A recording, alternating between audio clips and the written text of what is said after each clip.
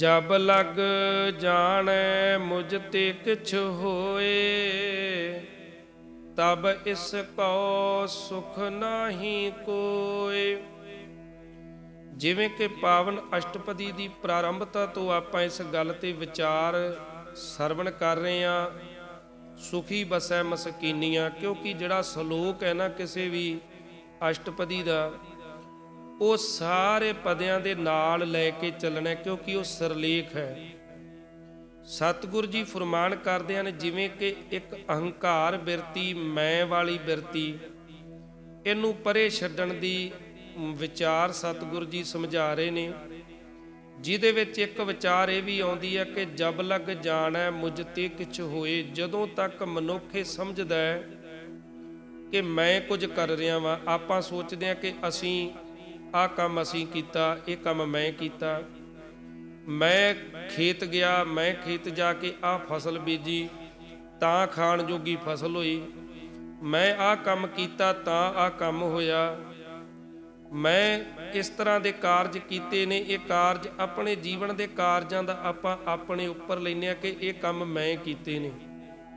ਪਰ ਸਤਿਗੁਰ ਜੀ ਫਰਮਾਨ ਕਰਦੇ ਨੇ, ਜੇ ਇਹ ਬਿਰਤੀ ਤੇਰੇ ਅੰਦਰ ਹੈ ਨਾ ਕਿ ਮੈਂ ਕੀਤਾ ਤੇ ਤਬ ਇਸ ਕੋ ਸੁਖ ਨਾਹੀ ਕੋਏ, ਉਦੋਂ ਤੱਕ ਇਹਨੂੰ ਕੋਈ ਸੁਖ ਨਹੀਂ ਜੇ ਮਿਲ ਸਕਦਾ।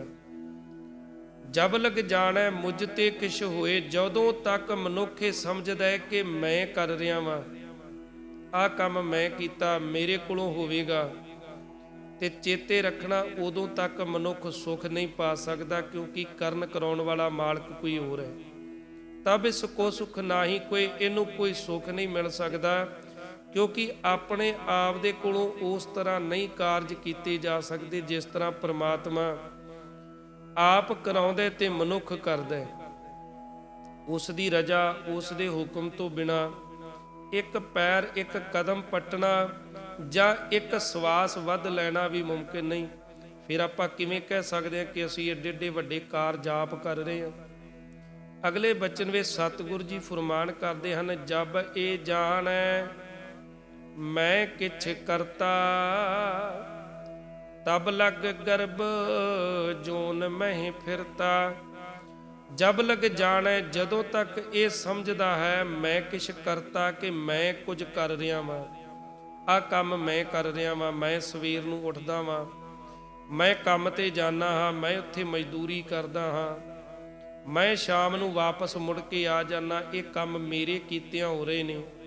ਚੇਤੇ ਰੱਖਣਾ, ਸਤਿਗੁਰ ਜੀ ਫਰਮਾਨ ਕਰਦੇ ਹਨ, ਜਬ ਇਹ ਜਾਣੈ, ਜਦੋਂ ਤੱਕ ਇਹ ਸਮਝਦਾ ਮੈਂ ਕਿਛ ਕਰਤਾ, ਕਿ ਮੈਂ ਇਹ ਕੁਝ ਕਰ ਰਿਹਾ ਵਾਂ, ਤੇ ਤਬ ਲਗ ਗਰਭ ਜੋਨ ਮੈਂ ਫਿਰਤਾ, ਉਦੋਂ ਤੱਕ ਇਹ ਵੱਖਰਾਪਨ ਭਾਵ ਹੰਕਾਰ ਬਿਰਤੀ ਲੈ ਕੇ ਜੂਨਾਂ ਦੇ ਵਿੱਚ ਹੀ ਪਿਆ ਰਹਿੰਦਾ।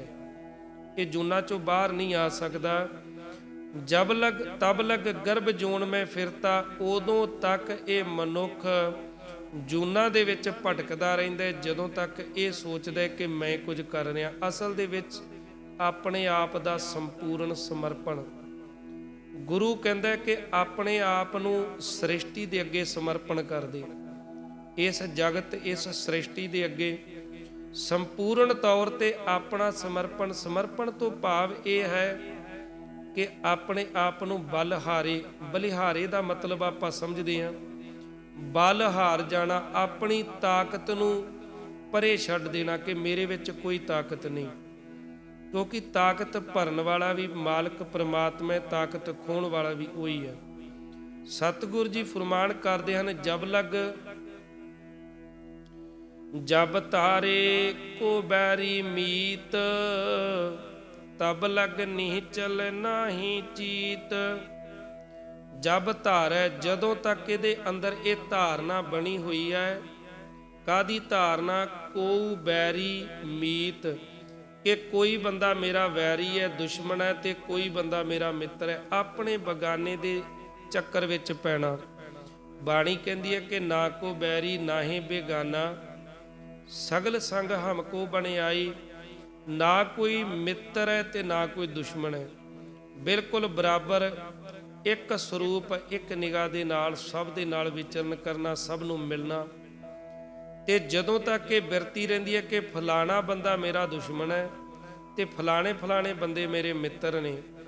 ਸਤਿਗੁਰ ਜੀ ਫਰਮਾਨ ਕਰਦੇ ਨੇ, ਜਦੋਂ ਤੱਕ ਇਹ ਬਿਰਤੀ ਮਨੁੱਖ ਦੇ ਅੰਦਰ ਰਹਿੰਦੀ ਹੈ, ਮਿੱਤਰਤਾਈ ਤੇ ਦੁਸ਼ਮਣਾਈ ਵਾਲੀ, ਆਪਣੇ ਬਗਾਨੇ ਵਾਲੀ, ਵੈਰੀ ਮਿੱਤਰ ਵਾਲੀ, ਤਬ ਲਗ ਨਿਹਚਲ ਨਾਹੀ ਚੀਤ, ਉਦੋਂ ਤੱਕ ਇਹਦਾ ਜਿਹੜਾ ਚਿੱਤ ਹੈ, ਨਿਹਚਲ ਦਾ ਮਤਲਬ ਹੈ ਅਡੋਲ, ਇੱਕ ਜਗ੍ਹਾ ਤੇ ਟਿਕਿਆ, ਇਹਦਾ ਚਿੱਤ ਅਡੋਲ ਨਹੀਂ ਰਹਿ ਸਕਦਾ, ਡੋਲਦਾ ਰਹੇਗਾ, ਜਿਹਨੂੰ ਕਹਿੰਦੇ ਵੀ ਚਿੱਤ ਡੋਲਣਾ। ਤਬ ਲਗ ਨਿਹਚਲ ਨਾਹੀ ਚੀਤ, ਉਦੋਂ ਤੱਕ ਇਸ ਮਨੁੱਖ ਦਾ ਜਿਹੜਾ ਚਿੱਤ ਹੈ ਉਹ ਡੋਲੇ ਖਾਂਦਾ ਰਹੇਗਾ, ਡੋਲਦਾ ਰਹੇਗਾ, ਜਦੋਂ ਤੱਕ ਉਹਦੇ ਅੰਦਰ ਆਪਣੇ ਬਗਾਨੇ ਵਾਲੀ ਬਿਰਤੀ ਇਹ ਘਰ ਕਰੀ ਰੱਖਦੀ ਹੈ। ਅਗਲਾ ਬਚਨ ਕਹਿ ਰਹੇ ਨੇ, ਜਬ ਲਗ ਮੋਹ ਮਗਨ ਸੰਗ ਮਾਏ, ਤਬ ਲਗ ਧਰਮ ਰਾਏ ਦੇਸ ਜਾਏ। ਜਬ ਲਗ ਮੋਹ, ਜਦੋਂ ਤੱਕ ਮਨੁੱਖ ਮੋਹ ਮਗਨ ਸੰਗ ਮਾਏ, ਕਹਿੰਦੇ ਮਾਇਆ ਦੇ ਮੋਹ ਵਿੱਚ ਮਗਨ ਰਹਿੰਦਾ ਹੈ। ਜਦੋਂ ਤੱਕ ਮਨੁੱਖ ਮਾਇਆ ਦੇ ਮੋਹ ਵਿੱਚ ਮਗਨ ਡੁੱਬਿਆ ਰਹਿੰਦਾ ਹੈ, ਗੁਲਤਾਨ ਰਹਿੰਦਾ ਹੈ, ਤਬ ਲਗ ਧਰਮ ਰਾਏ ਦੇ ਸਜਾਏ, ਉਦੋਂ ਤੱਕ ਧਰਮ ਰਾਜ ਦੀਆਂ ਸਜ਼ਾਵਾਂ ਇਹਨੂੰ ਮਿਲਦੀਆਂ ਰਹਿੰਦੀਆਂ ਨੇ। ਕਿਉਂਕਿ ਮਾਇਆ ਨੇ ਕਿਤੇ ਨਾ ਕਿਤੇ ਫਸਾਈ ਰੱਖਣਾ ਹੈ, ਇਸ ਦੀ ਜਾਨ ਨੂੰ ਕੜਿੱਕੀ ਵਿੱਚ ਪਾਈ ਰੱਖਣਾ ਹੈ। ਮਨੁੱਖ ਇੱਕ ਐਸੀ, ਕਿਉਂਕਿ ਜਪਜੀ ਸਾਹਿਬ ਦੀਆਂ ਪਹਿਲੀਆਂ ਪੰਕਤੀਆਂ ਵਿੱਚ ਸਤਿਗੁਰਾਂ ਨੇ ਫਰਮਾਨ ਕਰ ਦਿੱਤੇ ਕਿ ਭੁੱਖਿਆਂ ਭੁੱਖ ਨਾ ਉਤਰੀ। ਉੱਥੇ ਕਿਹੜੀ ਭੁੱਖ ਦੀ ਗੱਲ ਹੈ? ਉੱਥੇ ਪੇਟ ਦੀ ਭੁੱਖ ਦੀ ਗੱਲ ਨਹੀਂ, ਕਿਉਂਕਿ ਇਹ ਤਾਂ ਉਪਜੀਵਕਾ ਸਰੀਰ ਨੂੰ ਚਲਾਉਣ ਵਾਸਤੇ ਭੋਜਨ ਕਰਨਾ ਹੀ ਪਏਗਾ, ਇਸ ਭੁੱਖ ਦੀ ਤਾਂ ਗੱਲ ਕਿਤੇ ਨਹੀਂ ਆਈ। ਸਤਿਗੁਰ ਜੀ ਫਰਮਾਨ ਕਰਦੇ ਨੇ, ਭੁੱਖਿਆਂ ਭੁੱਖ ਨਾ ਉਤਰੀ, ਜੇ ਬੰਨਾ ਪੁਰੀਆਂ ਭਾਰ। ਭਾਵੇਂ ਇੱਥੇ ਪੁਰੀ ਦਾ ਮਤਲਬ ਹੈ ਦੇਸ਼, ਭਾਵੇਂ ਦੇਸ਼ਾਂ ਦੇ ਦੇਸ਼ ਕਿਸੇ ਬੰਦੇ ਨੂੰ ਦੇ ਦਈਏ, ਮਾਇਆ ਦੀ ਭੁੱਖ ਨਹੀਂ ਨਿਕਲਦੀ। ਮਾਇਆ ਦੀ ਭੁੱਖ ਸਮਝਦੇ ਨਾ। ਇੱਥੇ ਵੀ ਸਤਿਗੁਰ ਜੀ ਫਰਮਾਨ ਕਰਦੇ ਨੇ, ਜਬ ਲਗ ਮੋਹ ਮਗਨ ਸੰਗ ਮਾਏ, ਜਦੋਂ ਤੱਕ ਮਾਇਆ ਦੇ ਪਿੱਛੇ ਲੱਗਿਆ ਰਹੇਗਾ, ਨਾ ਤਾਂ ਮਾਇਆ ਦੀ ਭੁੱਖ ਮਿਟਣੀ ਹੈ ਕਦੇ। ਸਤਿਗੁਰ ਜੀ ਫਰਮਾਨ ਕਰਦੇ ਨੇ, ਜਦੋਂ ਤੱਕ ਮਨੁੱਖ ਮਾਇਆ ਦੇ ਮੋਹ ਵਿੱਚ ਮਗਨ ਹੈ, ਉਦੋਂ ਤੱਕ ਇਹਦੀ ਨਾ ਭੁੱਖ ਮਿਟਣੀ ਹੈ ਤੇ ਨਾ ਇਸ ਦਾ ਖਹਿੜਾ ਦੁੱਖਾਂ ਤੋਂ ਛੁੱਟਣਾ ਹੈ। ਉਨਾ ਚਿਰ ਮਨੁੱਖ ਇੱਕ ਤੋਂ ਬਾਅਦ ਇੱਕ ਦੁੱਖ ਸਹਾਰਦਾ ਤੁਰਿਆ ਜਾਂਦਾ ਹੈ। ਤਬ ਲਗ ਧਰਮ ਰਾਏ ਦੇ ਸਜਾਏ, ਇਹ ਜੀਵਨ ਦੀਆਂ ਸਜ਼ਾਵਾਂ ਧਰਮ ਰਾਜ ਦੀਆਂ ਸਜ਼ਾਵਾਂ ਨੇ। ਕਿਉਂਕਿ ਬੁਰੇ ਕਰਮ ਕਰਨ ਤੋਂ ਬਾਅਦ ਮਨੁੱਖ ਨੂੰ ਜਦੋਂ ਦੰਡ ਮਿਲਦਾ ਹੈ, ਉਸ ਦੰਡ ਨੂੰ ਧਰਮ ਰਾਜ ਦੀ ਸਜ਼ਾ ਕਿਹਾ ਜਾਂਦਾ ਹੈ। ਤੇ ਇਹ ਵੀ ਕੋਈ ਜ਼ਰੂਰੀ ਨਹੀਂ ਕਿ ਇਸੇ ਜਨਮ ਵਿੱਚ ਹੀ ਕੋਈ ਪਾਪ ਕੀਤੇ ਨੇ। ਤੇ ਆਪਾਂ ਕਈ ਵਾਰੀ ਇਹ ਸੋਚਦੇ ਹਾਂ ਵੀ ਕੋਈ ਪਾਪ ਨਹੀਂ ਕੀਤੇ, ਧਰਮ ਕਰਮ ਦੇ ਕਰਮ ਕੀਤੇ ਨੇ ਤੇ ਫਿਰ ਇੰਨੀਆਂ ਸਜ਼ਾਵਾਂ ਕਿਉਂ?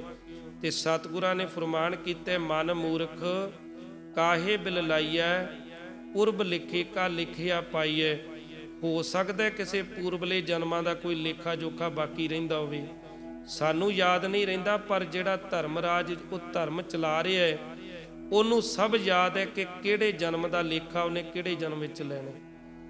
ਤਬ ਲਗ ਧਰਮ ਰਾਏ ਦੇ ਸਜਾਏ, ਉਦੋਂ ਤੱਕ ਧਰਮ ਰਾਜ ਦੀਆਂ ਸਜ਼ਾਵਾਂ ਮਿਲਦੀਆਂ ਨੇ।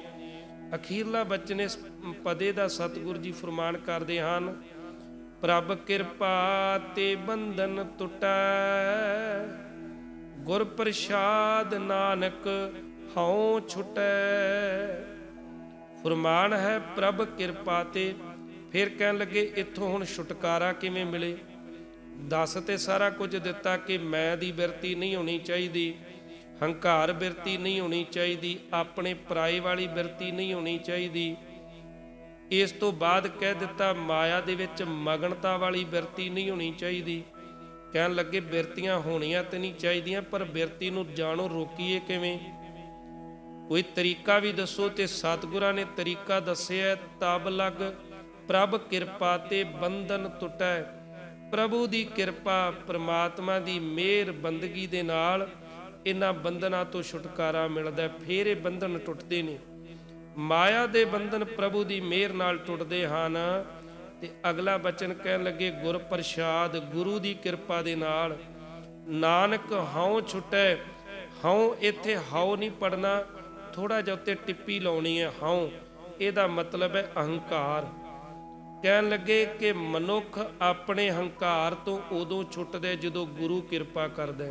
ਗੁਰ ਪ੍ਰਸਾਦ, ਜਦੋਂ ਗੁਰੂ ਦੀ ਕਿਰਪਾ ਹੋ ਜਾਵੇ ਤੇ ਚੇਤੇ ਰੱਖਣਾ, ਉਦੋਂ ਮਨੁੱਖ ਇਹਨਾਂ ਬਿਰਤੀਆਂ ਤੋਂ ਛੁੱਟ ਕੇ ਇੱਕ ਸੁਚੱਜਾ ਸੁਖਾਲਾ ਜੀਵਨ ਜੀ ਕੇ ਇਸ ਸੰਸਾਰ ਤੋਂ ਵੀ ਜਾਂਦਾ ਤੇ ਅਗਲੀ ਦਰਗਾਹ ਤੇ ਵੀ ਮਾਣ ਆਦਰ ਪਾਉਂਦਾ।